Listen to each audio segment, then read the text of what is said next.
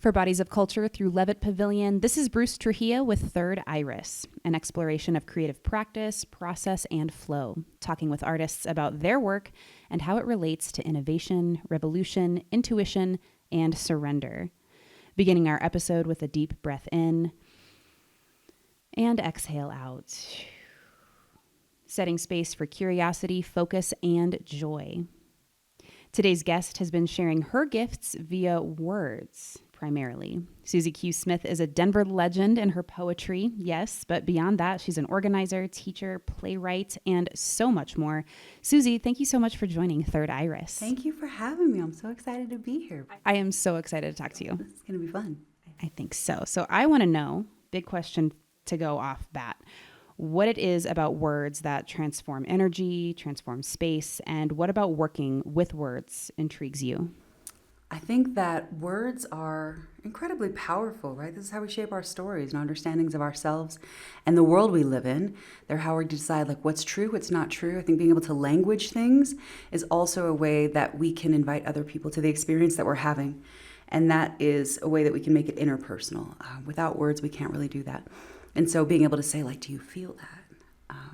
And someone else can say, oh, I thought I was the only one, right? And so offering language, I think, and then creating shared language allows us to deepen our understanding of ourselves, the world we live in, each other, closer to find our relationships and really build bonds and connections to one another and everything we're experiencing.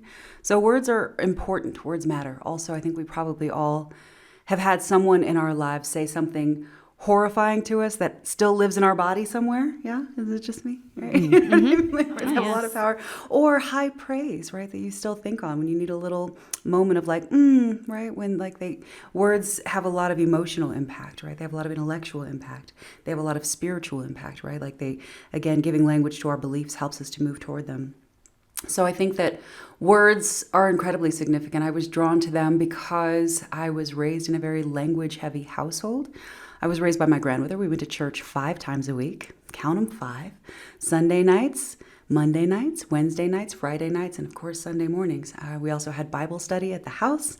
We also sang all the time, right? She was a pianist, which is why we had to go to every service because she played the piano for all the services. But also I think we would have gone anyway because that's the kind of person she was.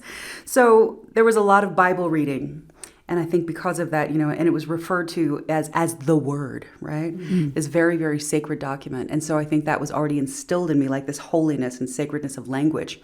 And while that's not the full scope of my spiritual perspective and hasn't been for a very long time, there is a certain value, right, of just language and what language can do. And I think that set me up in that way as a child.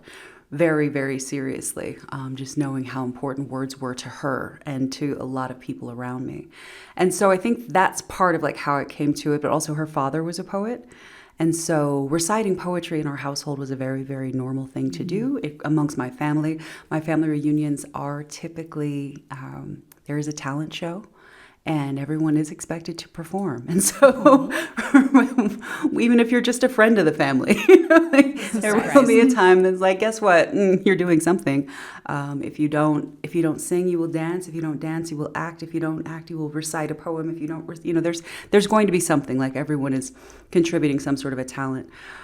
So I think there's that part of it too, is that it's very, very normalized in my family, the performance of poetry. I think there's also just a way to communicate the things that we are trying to understand. And I think poetry specifically is something most of us come to poetry because of despair, some incredible heartbreak, where we have very, very large questions about the world, our lives, our experiences, our identities that there are no answers for in any easy places. And so we start having to write between the lines.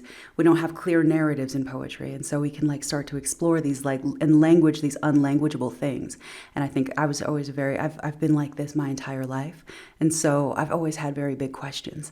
And again, being presented with this holy document and this sacredness of the word that still was not answering most of my questions, even as a child, and only making me ask more of them, right.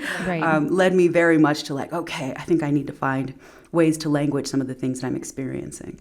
And also I grew up with siblings and cousins. And so there were 5 of us in one bedroom. which meant I had very little privacy. So if I'd kept a diary, 100% it would have been read, out loud. That would be in the talent show. I mean, and I would have been mocked mercilessly for anything I wrote. So poetry also operated in enough code that it was a safer place for me to write because I could say things without saying them. And so I was able to obscure some things inside poetry. And I think that is another reason why it was really important, why it was a very natural art form for me to be drawn toward. Because I just also had these deep emotional and spiritual complex questions and feelings that I couldn't necessarily discuss, but that I needed to get out of my body somehow. And I needed to keep them secret.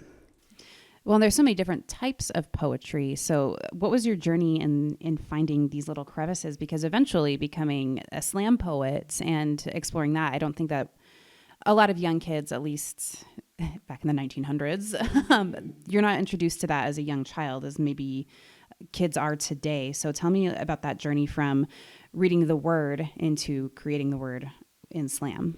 I started reading poetry in open mics as a teenager. So we didn't have slam in Denver at that time, but we did have a pretty thriving open mic scene. And so I started going to a few places. The Merc has been around for a very long time.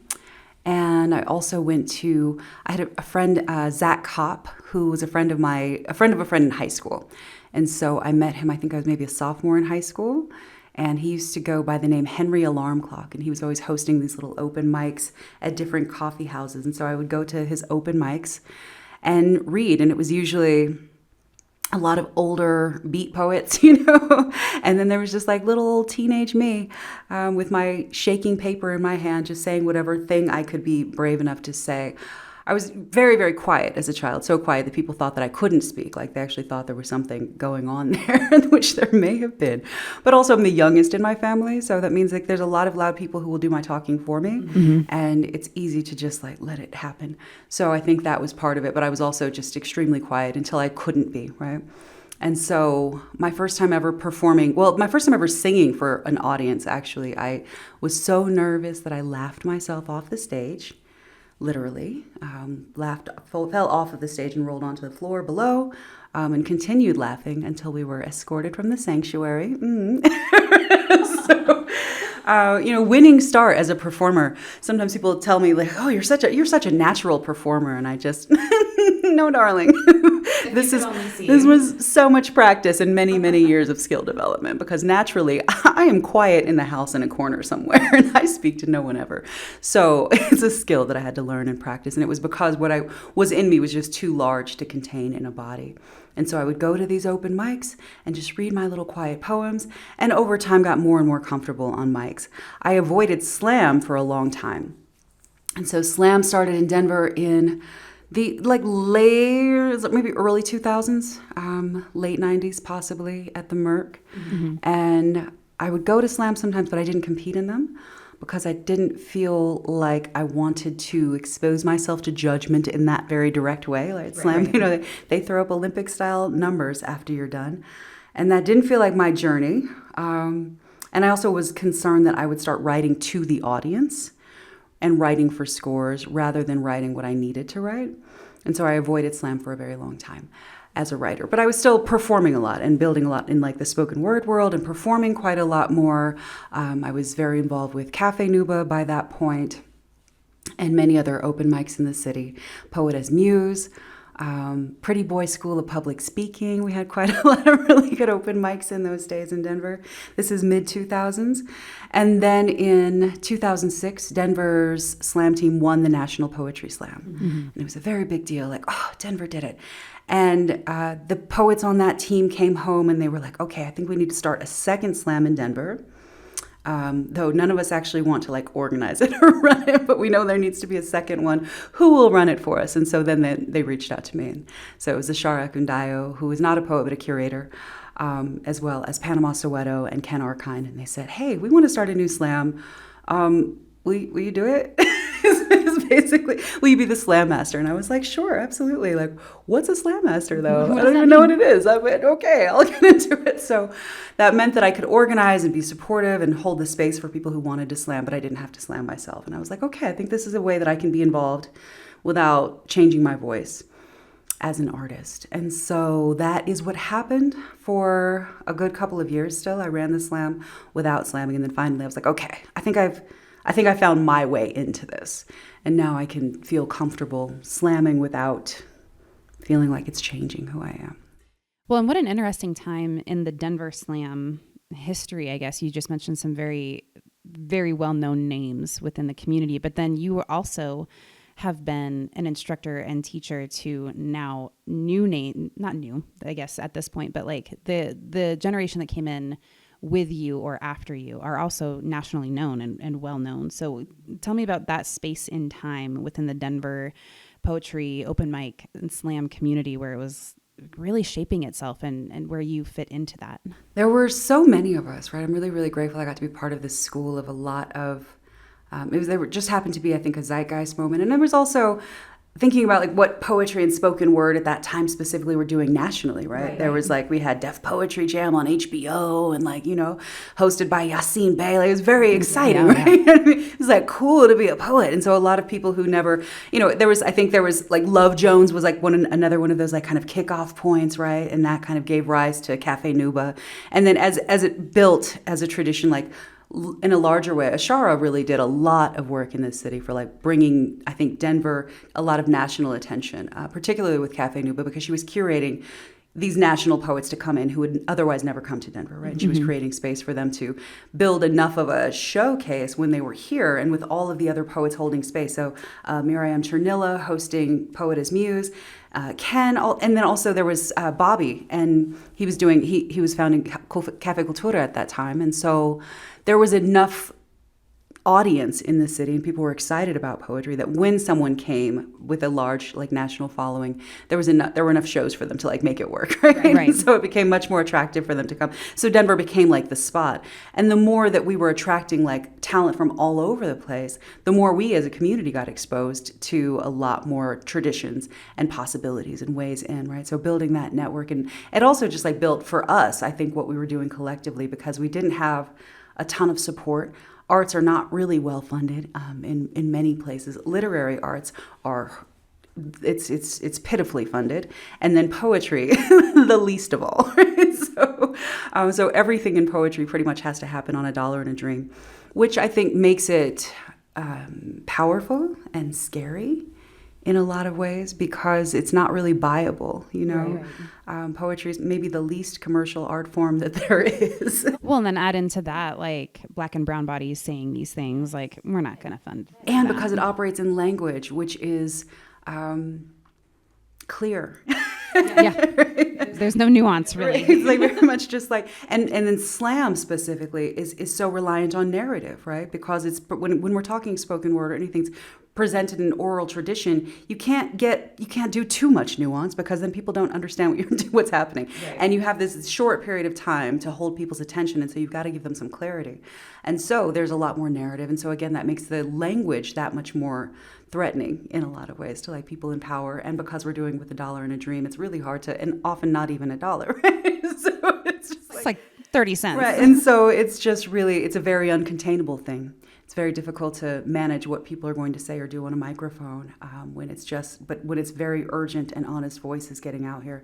So there were a lot of people with a lot of things to say, but many of us just showing up out of so much love and passion and building this thing together, right? And it was really powerful to be a part of that, and I'm really, really grateful. Also, Ken Arkind was running Denver Minor Disturbance. Mm-hmm. And so he brought me in as a coach for that in 2011. And so I got to coach and be part of that organization for several years. So a lot of my kiddos. The youngins, the babies. Like all of them are like 30 now. But I mean, they were phenomenal poets when they came into the organization. I would never claim credit for any of that. I'm glad that I got to be part of their experience and hopefully like teach them what I could and share with them what I could, point at many, many doors. I think that's usually who I am as a teacher, is just like, well, here are many, many ways that you can go, and now choose, and I will cheer for you. And that is basically, I think, who I am as a teacher, as a coach, and giving as many tools as possible to help them be successful in whatever direction they choose, and making them aware of those directions. How is teaching poetry maybe a little bit different than creating your own poetry, and how do they synthesize each other? I think that they exist so braided together. Like I often write with my classes, particularly now. When I'm teaching young ones, that's not possible. During 2019 to through 2021, I was teaching middle school, and there was absolutely no possibility that I was going to write while they write. But when I'm teaching adults, it's very easy for me to continue in my own practice. And so, like for instance, right now I teach in 2 different mentorship programs where I work with a group of people. I work with small cohorts to help them finish a collection in the space of a year. And so we develop work plans together, and I give myself a work plan as well to make sure that, like, okay, I'm writing alongside you. These are the things that are happening. These are the things that I'm coming up against. So the teaching also, like, I learn so much from that process. I learn a lot about the things that we come up against. Because I'm constantly helping my students navigate their challenges, it also helps me to address my own. And so I think they're very, very braided. I think, I say I'm like an artist, educator, organizer, because I'm doing all of those things all the time. And they inform each other so directly that I can't really separate them. But I do have to maintain like a healthy balance around how much I'm teaching and making sure that I'm still making space for my own art. Because when like teaching full time, like as a classroom teacher, I did try that. And it was not really sustainable, because in that case, it was just really impossible to sustain my art. And if I can't sustain my art, then I can't sustain myself as a person, as a being in the world. So I have to prioritize that. And if that starts to lose its priority, then I'm just not a well person. So for me to be able to show up in the world and do anything at all, I have to make space for my creative life to thrive. Right. Okay, so that's maybe one source of inspiration, working with other people, working with younger people, working with your contemporaries. What else do you consider inspiration? Right now, I'm really inspired by imagination. I think that we're in such terrifying times for a lot of people, and I don't have anything new to say about them, right? I was recently on a panel, and someone asked if our current political climate was changing, if we'd found that we were changing the way we write to address the current political climate. And I have always addressed the political climate, which has never been great. Right. I mean? Like, it's pretty easy to find footage of me like reading angry poetry on the Capitol steps, like during every administration for the past 20 some years. You know what I mean? Like, so no, right? And every time like a new horrifying thing happens, like, oh yeah, I've already written 20 poems about this so many years ago. I don't have anything new to add to what framework I've already been existing inside of. So maybe it'll become interesting to people one day. That's fine. but what I find myself more interested in right now is really being able to write in surreal and imaginative spaces that can bring us into a future that's possible. Because I think that right now we're just living inside someone's nightmare. Right. Well, for us, it's and I think that it's really, really important that we are able to imagine something better, right? I was just thinking about, like someone imagined prisons, and then there were prisons, right? Right. And we are so used to prison being part of, the world in our life, right? But they haven't actually been around that long when we consider the grand scope of humanity. I was asked to come read poems at a prison in March in Canyon City. And Canyon City is actually quite pretty, right? If you've never been, right? It's like this beautiful red dirt and all, canyons everywhere, right? And it's really sort of a breathtaking landscape, and yet it's also full of prisons. There's so many prisons there, right? And so to think about, right, but I pulled up to this prison to go read the poems, and there's a big placard there that tells you when the prison was established, and the prison was established before Colorado was even a state. And so that means like some of those Imagineers arrived into this land, looked around at these beautiful, breathtaking landscapes and said, you know what we need? Double barbed wire fences and a prison. Right. And this is what they felt like. It's the result of their imagination, right? These electrified fences, these bars, these are, and so thinking about the tools that we have, right? And because we're so exhausted and we're so burdened, and we're just constantly getting hit with like a new thing, it's very, very difficult to catch a breath And I think that's the important role of artists right now, is to actually design some utopias for us, right? To imagine the future that we do want, to provide some alternative possibilities, to keep that part of our brain and our heart working, to know like, oh, this is not normal and a better way is possible, a better world is possible. In fact, they have existed lots and lots of times. All the things that we're so used to as normal are absolutely not that. And we can and we and should do something else. And so I think that's where a lot of my work is right now, is like I'm playing in some surreal places that are trying to imagine something else. It's beautiful. Yeah, I always think about that saying where, a different world is possible, or it seems impossible, and it always has. The divine right of kings seemed exactly absolute. Right. Mm-hmm. Well, and you've touched base on the teaching, you've touched base on the surreal space, and how else are you laying down foundations for future generations? And how much is that a part of your work as an artist? I think that's always been part of my work. I think that I've had, when I think of the young people that I have worked with in my career in life, I feel comfortable that I've had a healthy amount of influence. And I'm delighted to see that influence go out into the world and see them being like these powerful move makers and changers and et cetera. And it's just like, okay, I think that's part of it, is just like being, I think of it as lanterns, just like lighting each other just again and again until we all sort of catch fire. And that is the goal. So I think that's part of it. I think I'll always be connected to young people as much as I can. And I also learn a lot from them. They teach me so much. And I don't want to ever be one of those people who's, I don't want to become a get off my lawn kind of elder, And I also don't want to be the kind of elder like that, well, that's just the way it is, and I had to go through this, so you got to do it. I'm much more interested in making a better way. So, yeah, very connected to my family also, and, my daughter, but also nieces, nephews, and then their children, right? So getting to like be around many generations is important to me and always has been. And so I think that that's part of it, is like, how do we carry this ethos of love forward by making people feel loved? Because I think that is one of the biggest things, is that you can really have as an influence on young people, is just loving them really unconditionally, really purely, and letting them know what that feels like. Because once they know what that feels like, they can distinguish it from everything else in the world as they move forward. So loving them, protecting them, supporting them, all of those things are life-changing forever, even if it's brief. Yeah. And conversely, how do you build on foundations laid before you by ancestors or elders? And you touched base on this at the beginning of the episode with, going to church and reading from the Bible and your great-grandfather as a poet. How else are you set? How do you feel like you're set up to do your work here and now? Oh, my ancestors are with me all the time. They're here. You don't see them. We chat. I do think about ancestry often and the legacy. And what I'm carrying forward is a continuation of a lot of people's work for many, many, many generations. And I'm grateful that it's like, now it's my turn to carry to the next thing.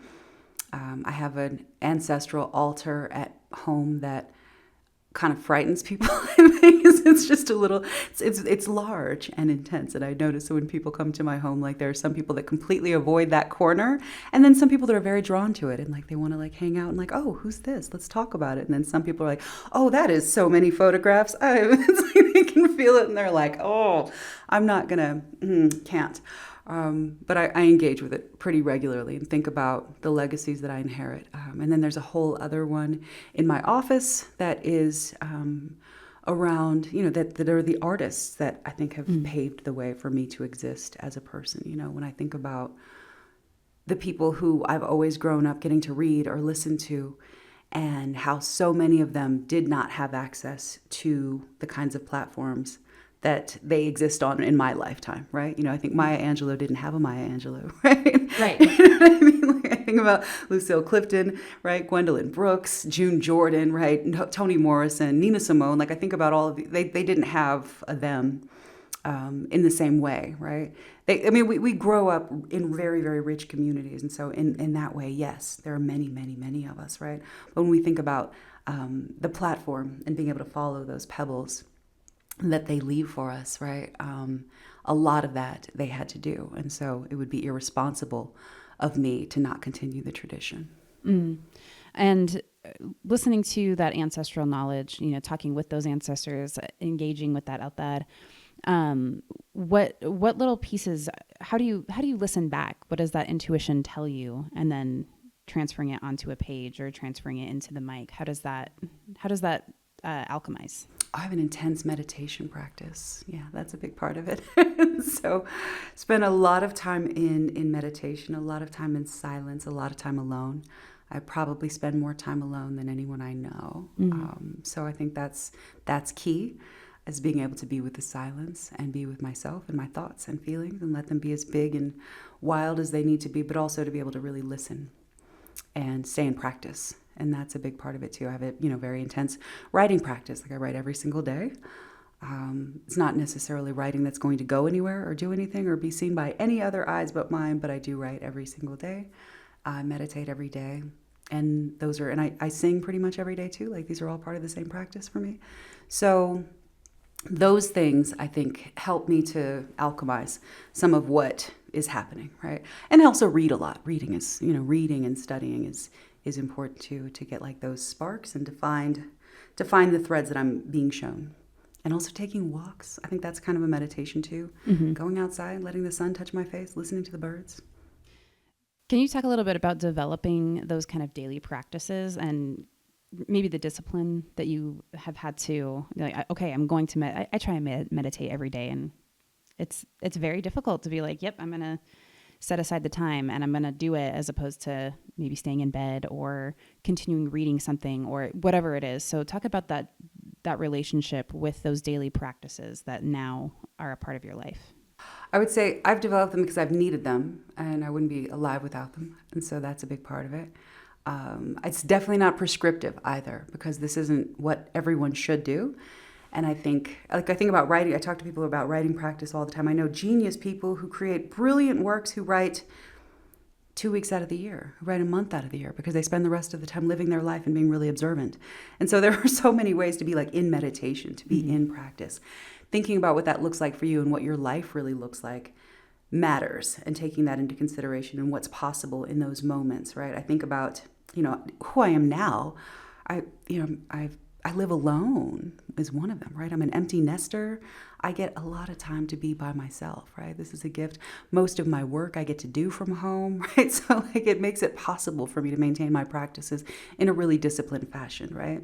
20 years ago, I was a single mom with a full-time job who was also like running a slam, who was also touring, who was also like doing all, and trying to create and find my own, so all of those things. So those practices were absolutely not in place in those days, because I had so many other things calling for my time and attention, right? And I was extremely exhausted. And I think because my life demanded this of me, if I was going to continue my life, these things demanded to be present and to be centered. As I was working toward my life as an artist and building my career as an artist, I still had a full-time corporate job for a long time. I used that full-time corporate job to fund the first few Slam Nuba trips. I had a company car. That got us to all of our regional competitions. Right. The copier at the office made so many chapbooks for us. Thank you, company, won't say your name, for supporting us unwittingly. You helped us get off the ground. There were a lot of things that were, but I was trying to hold on to these two lives and raising my child at the same time. So it wasn't uncommon for me to go to work, go to the airport, do a show in another city, go to the airport, come back, right? Pick up my daughter, get her to school the next morning, right? And go to work the next day. And this was like a fairly chaotic life. And as my work as an artist continued to get more attention and to grow, and I was getting called to go to more and more places, it got harder and harder to sustain both lives. And so finally I collapsed at the corporate job one day, and they made me go home. And so it's not that I was like making this disciplined choice and I was like taking the risk of like, okay, full-time artist, here we go. That choice was made for me, right. Very much by my body saying, hey, no. I army crawled back to my desk that day. and pulled myself up and said, no, I'm good. I'm fine. Sometimes your legs just give out, anyway. And then the HR lady said, hey, so here's the thing. No, you can't be here anymore. And so I had to leave. And I had to figure out how to make this other life work and make my real life work because that was the only choice. And so I've had to build a life that I can live because nothing else has been possible for me. And so I think that's part of it. It's, in many ways, privilege, like chronic illness has given me some gifts, It's just like, hey, what can you do from right here? Because turns out you're not moving. This is where you're going, yeah. Right. So think about what you can do with your body today. And so I've had to really think creatively about how to sustain a life with all kinds of like moving capacities that change and shift from time to time and figuring out like what I can do. But also, now my child is also grown, so that makes it a little easier too. And I don't have a partner who lives with me who's like in my ear, distracting me, needing things from me. What I mean? Like it's just me. So it's easy for me to wake up and decide like, how I'm going to engage with the world in a given day. So if I decide I'm going to write for 30 minutes or meditate for 30 minutes, it's easy to do. Right. So as you go from being a younger person, single mom, many, many responsibilities and kind of honing in, maybe not necessarily by choice, but your body is saying, yeah, we're doing this. I feel like flow would be easier to come in with less distractions, but what does happen when there's a blockage or when it's just not coming out and you're like, oh, I feel like writing or I feel like doing something, but then it's just not coming through. How do you work with that or through that? I don't ever have that experience. Oh my goodness. Never. Never. No, I think they're just, and because I also have many, many different forms of expression, and maybe that's part of it. So I don't have creative blocks necessarily. Never. No. But I'm not always writing poetry. Like I'm always trying to do new things. I go through spaces where, particularly in my writing, where I realize like, oh, everything I write is trash. Cool, right? Yeah. So I go through those spaces where I hate everything I write for a while, and I'm like, oh, I suck now. That's different. I guess I'm done. I had a good run. You know what I mean? Like that's cool. Now those moments used to scare me. Now I know what it is, and so it doesn't scare me anymore. I just lean into it. And what it means is that I'm moving past that growth edge, right? I'm doing something new. And so when I suck for a while, that means I'm trying something I'm not already good at. And that means I'm growing. And when I get through that and on the other side of it, that means I have a new skill. Yay, I'm developing a new tool. So now I know what that is. It's just like these are little baby wings that are trying to sprout and they don't fly yet. And it's frustrating. Right. But you just have to keep doing it and keep doing it. So staying in practice is one of the things that keeps me from ever getting blocked. And showing up to the page with no expectation. And just being curious and being able to stay curious. And so cultivating that curiosity is important. I think that when I start feeling like I have a lot of pressure to be good, to create something that's whatever good is, then it's time for me to step away and do something else, right? And fortunately, I have a lot of different forms of expression. Mm-hmm. And some of them I've done professionally, and then some of them I will never do professionally because they're just for fun. I like to play with molding clay, for instance. I'm the worst sculptor that has ever sculpted a sculpt. And yet, it's delightfully fun to me to try to make things with my hands and just feel myself touching them. I'm a Capricorn, so touching the clay is probably just it feels like home. It's like a nice little, yeah, exactly. Just we'll see what this is. It never is what I think I'm trying to make ever, right? But it's this process of discovery. And then whatever I'm trying to make, it's a hilarious failure every time. And I have this physical object to remind me of just this playfulness. And it does look like a 6-year-old child made it every time. And that's funny to me. And so having practices sort of help me let go of this need to be even remotely good at the thing helps me to stay, I think, in a creative and curious practice. So whatever I'm making, I'm curious about it. I'm interested in it rather than trying to control it. And I think that keeps me from ever being blocked. Well, and there was another part of this. You had mentioned a lot of reading is a part of your daily life and, exploring these other creative options. How is maybe reading somebody else's work and maybe something that's not even related to what you do very specifically, how is that also a part of the inspiration or a part of then shaping where you're going next? I think that a lot of my reading is, well, it's a lot of student reading mostly, because that's just part of the life that I'm in right now. But because I have such a broad array of students, I get to read a lot of different genres and things that I would never write. I also am the writing director for a residency in France, and so that's a new group of writers every month who write across genre, and so it's really fun to get to see what they, but it means that I have to be really, really clear immediately on like what a piece is trying to do, trying to understand its voice, trying to understand this writer's intention, and trying to like find all of the tools that are going to help them get this piece to where they want it to go. And so I have to read critically most of the time. I have to read it's rare that I'd get to just read as a reader. I'm usually having to read like not only as a writer, but also have to read as a teacher. And so all of those things, like it brings in like all of these really, really critical skills constantly. And so reading is not usually a source of inspiration. But it is like an important school. Like it does keep those tools sharp. And I'm noticing craft, and I'm noticing all of the elements that are working. So it's helpful, I think, as a creative practice in that way. Occasionally, I do have time, or I will create time to just like read a novel that I'm not giving anyone notes on. And then like, when I get to read like for fun, and it does feel like candy, it's very exciting, to just like to read a novel. Oh, delicious. Have you found anything that has inspired you in the past, maybe in the recent past, that was kind of surprising? Like, oh, this is really refreshing, and that like I feel excited about maybe going forth and playing with the clay or writing or doing something like that. Just something that was like, oh, that's cool. Always. Yeah. I have half-finished things all over my house. Everywhere. There are so many starts that, yes. And I'm usually moving at a pace that finding the time to finish is what I'm looking forward to winter for. I think that's going to be a nice little winter of me in the house and like picking up all of these loose threads and things that I've started and ideas that have sparked that I just have not. I've been working on the same album I just keep changing I change the name every year to like the folder. I'm just like, okay, this is project 2020. 1, 2, 3, 4, 5, 27 maybe now. I don't know. It's just like, we'll see. Will I ever release another album? We don't know. We're going to find. It's just going to continue to be a work in progress, maybe for the rest of my life. It's fine. It's, Well, and I wonder, you mentioned the album. So that is that coming potentially. But you also have books out. You still perform. You still do all the things.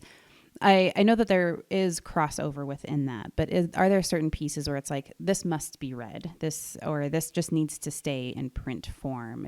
Do you find yourself writing like that, or do you feel that way after a piece is finished? Rarely. I would say with my forthcoming collection, there are poems in it that are not legible. They're meant to be experienced. You can sort of read them, but they're not, it'd be impossible to say them out loud. Without showing you the piece, it's difficult to explain, but there are pieces that are visual art more than they are, and they're still poetry. I would still argue there are words, but words are involved. But yeah, it's like still very word based, and it's related to the rest of the content in the book, and so some of those pieces it's not possible to read them aloud. So, in very rare and specific cases, yes. But I do, my goal is to make my works, be able to live both on and off the page. And that's the goal. But sometimes that's not possible, right? Right. And there are some things that, using the page as a canvas and thinking of it that way and allowing it to live there, I think that's also just a different practice. A lot of times they do both, but not always. Right. I always think about the formatting, and I think about your book, A Gospel of Bones, and just kind of how the pieces live on a page. I mean, it looks like a piece of art in addition to being a poem and being a piece. And how often do you like to play with that even? Because I feel like that's even an enhancement of a poem or a piece where when you put it onto paper, you can make it into this other thing that maybe people don't expect. Oh, that's fun for me. Yeah, I love it's almost like collage. Yeah, I think A Gospel of Bones is pretty tame when I'm doing format wise. But I do think that my writing style is often very condensed and very concise. And that can be difficult to process if you're only getting it orally. And so being able to like look at that and hold it and stare out on a page and think about it for a while, I think you're able to hang out with it a little bit more deeply than just hearing it once. And so when they're just like these little dense nugget poems, like that collection, for instance, has a crown of sonnets in it. And I think those are all pretty dense language that you have to work around for a while. You know what I mean? You have to engage with them. And I think so having them on the page, I think, is important. And I also think that there's something about the physical document and having like a physical thing, right? So I would say this to, anyone who's thinking about writing a collection of poems or any sort of book or just creating these like physical objects. I've had 3 poet friends die in as many months this year. And I'm so grateful that they all wrote books. Because I get to like hold those books in my hand and I can still, and they sign them for me with their little notes, and I get to have these physical objects and I get to have their poems in bound form, and I can press them to my chest when I miss them and reread these poems, right? And like, yes, for other poets, I can certainly go through and like look at the YouTube and listen to their voices, and I think that's also really, really rich and valuable. But I love having a tangible object that I'm able to hold of theirs. And so self-publish a chapbook, everyone. Do it. Give it to your friends. Give it to the people who love you, because it'll mean it a lot later. Right. That becomes a part of that altar later, yes, which is beautiful. Switching gears a bit, you are also a playwright, and talk a little bit about, I feel like writing a script can be very poetic, and it can be, you have to find the things that fit together very nicely. Talk about maybe a little bit of the difference in focus in writing a poem versus writing a play or an act. They're fun. Oh, playwriting is a little bit more fun, I think. Well, they're all. Playwriting has been an interesting experience. What I like about any sort of dramatic writing is that there's no interiority. And so you're just like showing what happens and what is being said. And you're not inside any character's mind. And so we just so all the characters just do what they do, and the audience has to draw a reaction from that. And so as a writer, you get a certain amount of emotional distance, right? You have to put a lot into their actions and into their voices and into like all the things that they say. But you have to trust the audience to perceive what they're meant to perceive, whereas poetry can be entirely interior, right? Fiction can be entirely interior. So I think that's one of the fun things about dramatic writing. If you just want to give a scene, say, well, this is what happens. Now you all decide how we feel about it, right? It's a little bit, you get to have like kind of this hands off, and I think that's fun. I co-wrote a short play with my dear friend Bobby Lefebvre, and we wrote a fairly problematic character, and most of her lines were drawn from things that people had said to us over different times. And so it's like, we didn't even have to write. We just like gathered all of these different comments and we're like, and here's this character. Let's just make her an amalgamation of these people in our lives who we've known. And it worked. I think we didn't have to really. It was effective. Yeah, exactly. It was just like, I don't have to analyze all of the things that have been said. I'm just going to let her say them, and then you all decide how to feel about it. And there we are. I'm just going to give you the experience. And so I don't have to explain anything or tell you how I felt about anything ever. And that can be kind of freeing. Isn't it like, well, now you maybe get to feel that, or maybe a morsel of that because you're hearing it. Exactly. What is one thing that your work points to that the world maybe overlooks or misses? Oh, gosh, hope lately. I'm aggressively optimistic. And so I think that's what my work is looking toward now. Magic, faith. I think a lot of those things are very present in my work. Love is very, very present in my work. I do say, every poem is a love poem. I don't write a lot of romantic love poems, but I think people have a limited idea of what love is. And so I think that's, but everything I do is, from this abundance of love. And so that's probably the thing that I'm trying to invite people to remember.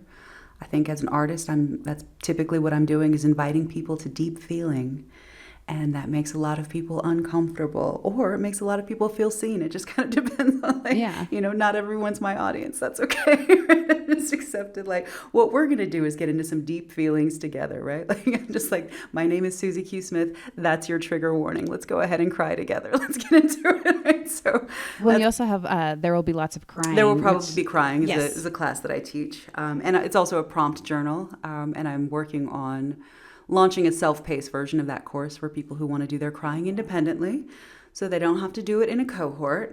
Some people prefer a cohort, and some people want to do like their one-on-one experience. And so that's been, I developed that course during COVID when we were all at home, and I saw a lot of people were alone with themselves for the first time and really sort of crashing out and having a hard time. Like, oh, this is a lot to think and feel about, and I don't have any tools to do that. So I was like, well, okay, I have some tools that I can maybe offer. Let's see if anyone is interested in this. And when I first pitched it, I was like, maybe 2 or 3 people might want to take this class. And that has now been, 5 years ago. And we've been maybe 150 people have taken the class or so since then. So yeah, it's still moving, and I'm still really enjoying it. And I still kind of redesign elements of it. And so I can stay keep it fresh and interesting. And also, I go through the course with them every single time that I lead it, and I'm writing alongside them every single time and write something new every single time, even though it's like the same course, because we just never get past these things, right? And we're writing about love, and we're writing about fear, and we're writing about anger, and we're writing about grief and hope, and like all, and resistance, and all of these things that like I'm never going to stop thinking about and never stop really evaluating my relationship to. So the work stays interesting and relevant for me always. Beautiful. All right. We're getting close to time. So as we wrap up, how do you walk away from a session feeling satisfied? Oh, I feel satisfied when I feel like I've gotten as close to the truth and been able to say that what I'm trying to express as honestly as possible. When I've left nothing unturned, then I feel good. Suzi, thank you so much for joining me for Third Iris. It's been so great to talk to you. Thank you so much for having me.